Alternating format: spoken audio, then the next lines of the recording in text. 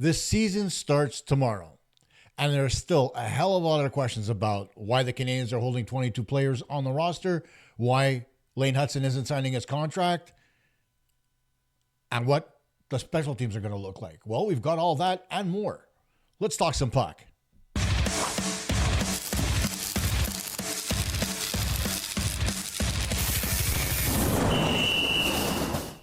Hey gang, Costa here from Puck Talk Montreal. Thanks once again for joining us on this October 7th edition of the show. And as always, before we get started, let's talk a little bit about our sponsors, starting with InstaCustoms. They are your number one destination for custom apparel printing. The highest rated print shop in Canada with over 3,000 Google reviews, a 4.9 star rating, and a nominated for 2024 Canada Business Choice Award. They print on all your favorite clothing, plus coffee and travel mugs, and yes, they even offer embroidery. Most orders are printed or shipped the very same day, and large orders in less than 3 days with free shipping. Open 7 days a week. They're located on Stanley Street, easy to remember, because, of course, the Canadiens want to win the Stanley Cup. So whether it's for yourself, a loved one, or your business, trust InstaCustoms. You can visit them in person or order online at instacustoms.com. We'll also talk about our other sponsor, cheapesttshirts.ca. Proudly Canadian and trusted by thousands of customers, cheapesttshirts.ca delivers unbeatable value. You'll always get the lowest prices, plus same-day shipping, even next-day delivery, so your order arrives fast. With over 1,000 products and more than 36 trusted brands, the selection is unmatched. Whether you're shopping for everyday clothing, tote bags, aprons, and so much more, you'll find it all in one place. Cheapesttshirts.ca is the go-to source for business, event, apparel printing companies and resellers, or people just looking for a good sale on everyday clothing. Plus, enjoy free shipping on larger orders and a simple, easy-to-use website that makes ordering online a breeze. Get the cheapest deals in Canada today at cheapesttshirts.ca. So the season's around the corner. And while we're talking about saving money on clothing with our sponsors, everybody's talking about the Canadiens wanting to save money on Lane Hutson's contract. And it got me to thinking, what the hell are people talking about? Well, it seems that people don't understand the meaning of the deferral program that Lane Hutson may or may not choose to use. Now, the deferral program doesn't benefit the Canadiens in any way, shape, or form, despite what other outlets are reporting. It is simply a way to be able to defer money for a later date so that the player doesn't get taxed as heavily while he's playing. I'll give you an example. Let's say Lane Hutson signs for $10 million, okay? Through Canada Revenue Agency, he can take up to 49% of his salary and defer it for his retirement. So he takes 49%. So that's $4.9 million out of 10. He gets taxed on the 5.1 by CRA.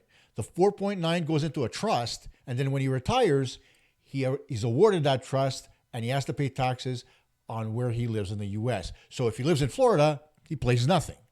If he lives in New York, okay, the taxes are different. But you get what I mean here. By that token, the Canadiens still have to pay the contract.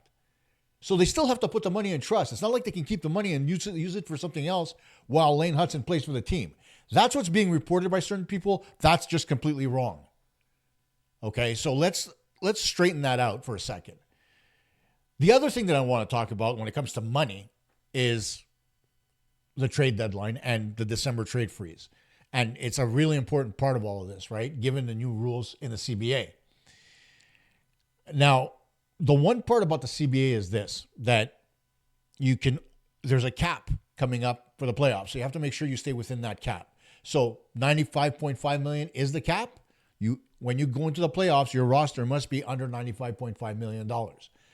So that being said, the Canadiens right now have $5.5 million below the salary cap, plus I believe an extra $775 for Samuel Blais. If that accrues from now until, let's say, Christmas, that's going to give them about, what's the number here? An extra $1.6 million in December. So it'll be, their hit will be somewhere around, their available cap space will be somewhere around $7.2, $7.3 million. If they wait until the trade deadline, you're talking that they'll have upwards of about $25 million to play with, I think is the number that they said, but I think it's 2.7. I think there was a typo somewhere because I saw it on Puckpedia and the number just didn't seem right to me. As I look here, Puckpedia says, okay, yeah, they put $25 million. It should be 2.5. Anyway, so that's it. The Montreal Canadiens will be able to add that 2.5 to the 5.5 that they currently have on the cap, $7 million to be able to put that forward to possibly getting a second line center. But here's the thing. You're talking about second line centers. And right now, the Canadiens lineup looks super strong, right? As we take a look at the lineup, we looked at it yesterday, but let's just review it again. You've got Caufield, Suzuki, and Slafkovsky on the first line. You've got Newhook, Kapanen, and Demidov on the second. Bolduc, Dach, Gallagher on the third. Anderson, Evans, Laine on the fourth. Defensively, we've got Matheson, Dobson, Goulet, Hutson, Xhekaj, Carrier, and, of course, Montembeault and Dobesh in nets. Now, here's the fun part. Right now, the way I have it, Kapanen's the second line center. The way other people have it, Dach is the second line center. But if the Canadiens don't make a move right now and they go to December, and you take a look at what Kapanen's able to do, okay, alongside Newhook and Laine, then perhaps the Canadiens don't have to worry about getting a second line center because Oliver Kapanen may very well fit the bill. That being said, who knows? Somebody may become available. A team might, depending on how their the beginning of their season goes, they may very well say by Christmas, oh, screw it, we're done. Let's get rid of some assets and try to do a little bit of a rebuild. At which point the Canadiens will have some cap space to be able to pounce, which is another good thing. So it's all a plus. Ready for a little bit of negative? I heard a couple of things today that really didn't shock me, but they did kind of take me aback a little bit. We've been talking since the beginning of training camp about Kirby Dach and how he looks, and he's looked great on the ice so far. My understanding is, though, that his knee is still not 100% healed. I'm saying that because there's still some scar tissue. There's still some atrophy in the muscles around his knee. So there is still a possibility, despite the fact that he is able to play right now, that an injury could be easier to sustain rather than protect himself from it. Now, granted, he's going to be playing with a brace to try to protect his knee as much as possible. But it's only natural that it takes longer for that knee to rehab.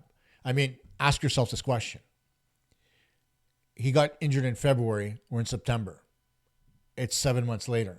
Do you think after surgery in 7 months, do you honestly think that a player can be back at 100%?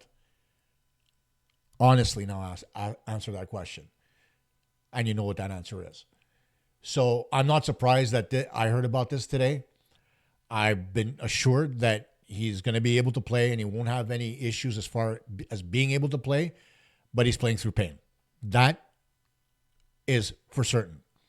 Will his knee need to be scoped later on in the season? The only way anybody's going to know that is by playing to see if there's any swelling and so on and so forth. So, I mean, I'm glad that Dach's in the lineup. He's got a lot on his plate right now. He's playing for another contract. He's playing for his career, basically. So he needs to be out there. And I think that's why he is. Because if that wasn't the case, I think the Canadiens may have, just sat back a little bit more and waited a little bit longer. But I think the player insisted that he wanted to come back here and now to be able to not only keep his spot on the team, but to be able to show his value. So hopefully he doesn't get injured. I don't think the worst of it, right?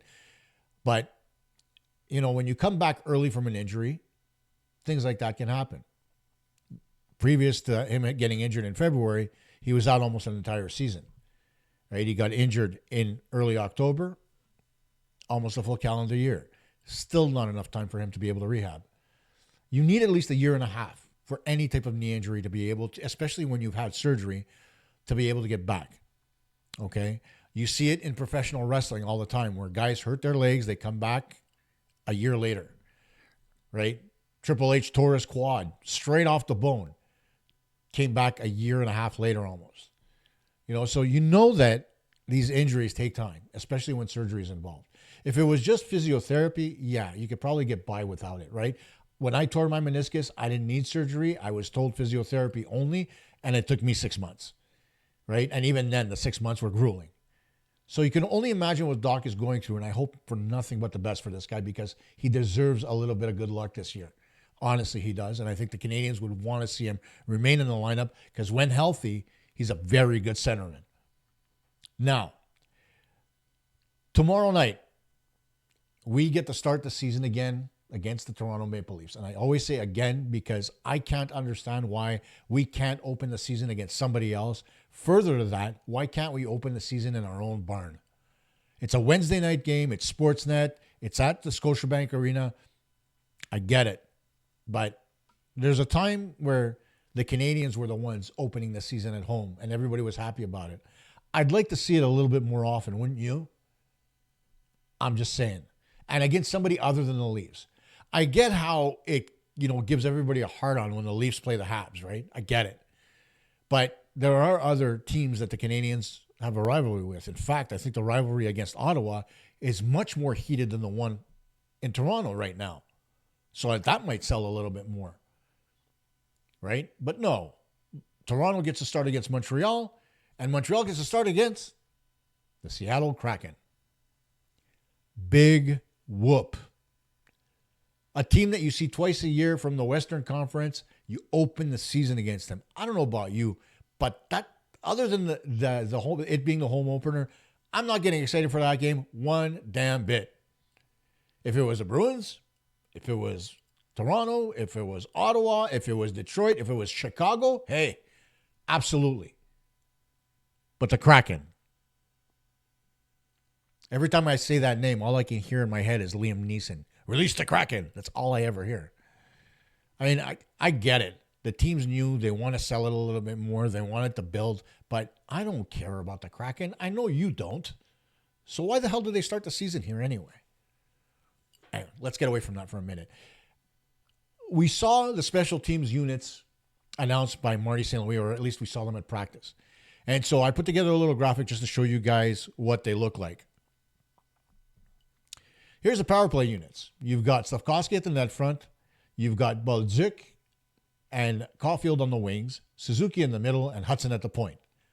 That's Unit 1. Unit 2, Dobson at the point, Line and Demidov on the wing, Dach in the middle, and Gallagher in front of the net. And by and large, I have no problem with either one of these two units. You've got the, for lack of a better term, the shit disturber in front of the net. You've got the wingers that can rip the puck.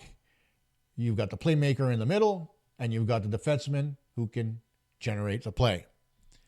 And so the Canadiens have two extremely solid units. Which unit gets more time? Probably depends on which unit is going to be more efficient. And it's going to be a battle. And there's going to be internal competition. And I freaking love it. And so should you. Right?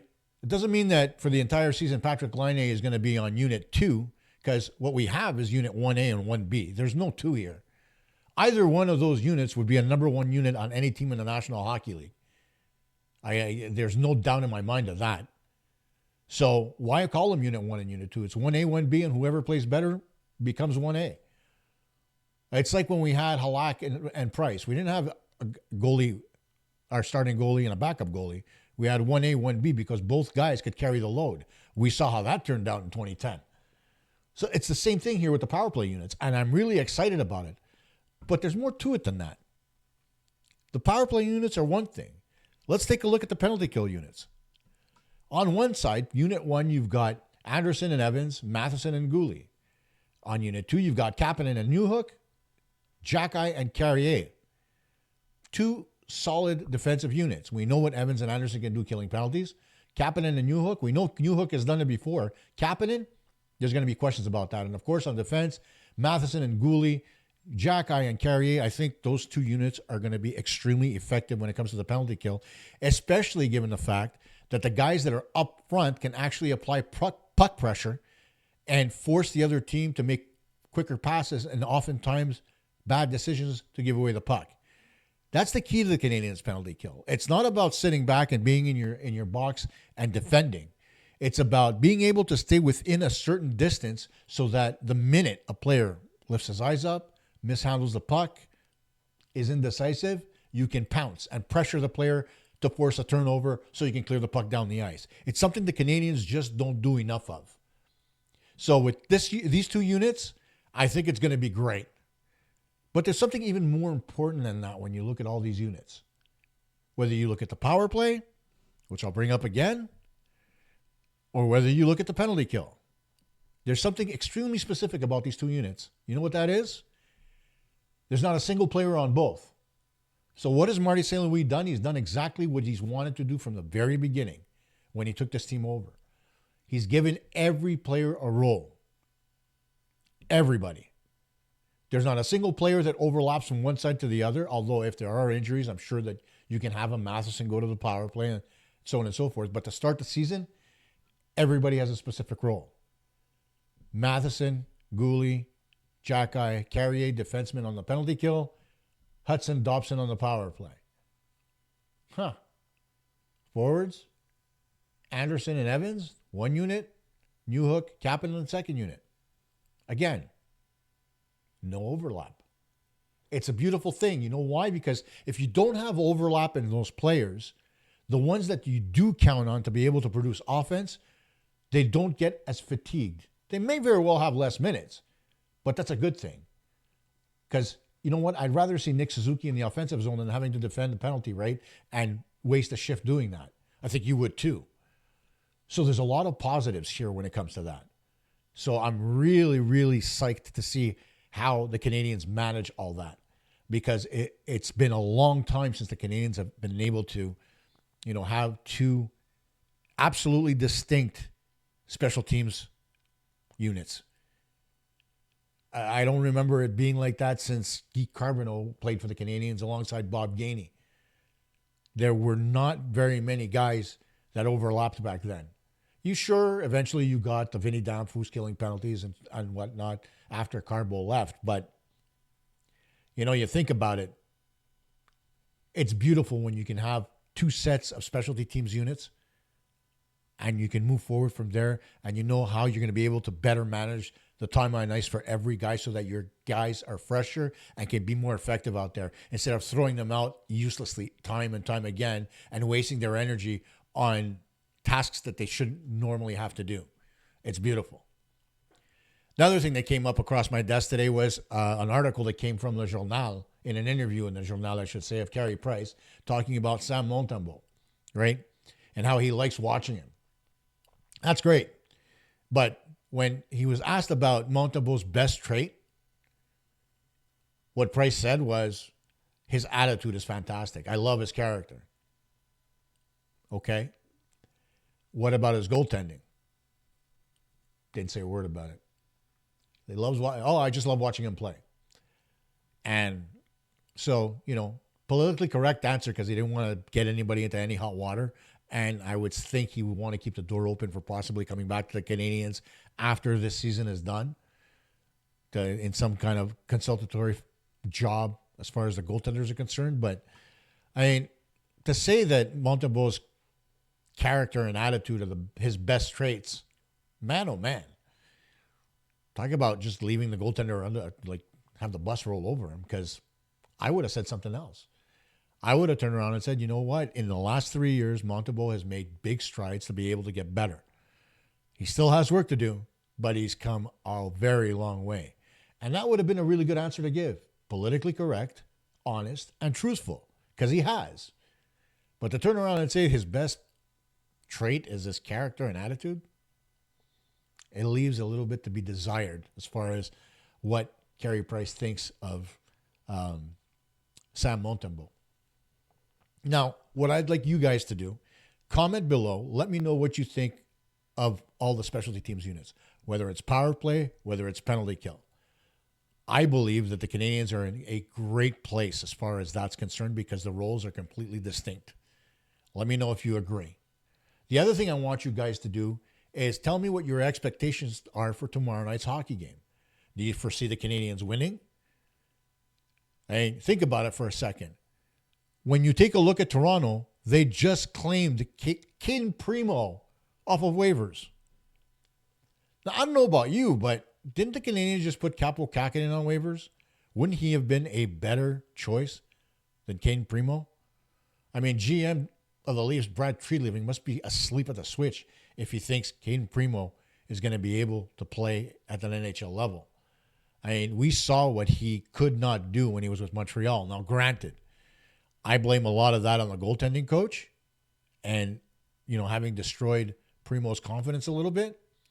I do think that with proper coaching, He could very well turn his career around because he's got all the assets, he's got all the tools. But can he? He played well in the playoffs for the Rocket last year, so there's something there. But is he a tweener, or is he a guy that can actually turn it up and play better? We know that goaltenders sometimes take longer to develop. You take a look at Charlie Lindgren, right? How long it took him to be able to find his game and become a decent goaltender with the Washington Capitals, right?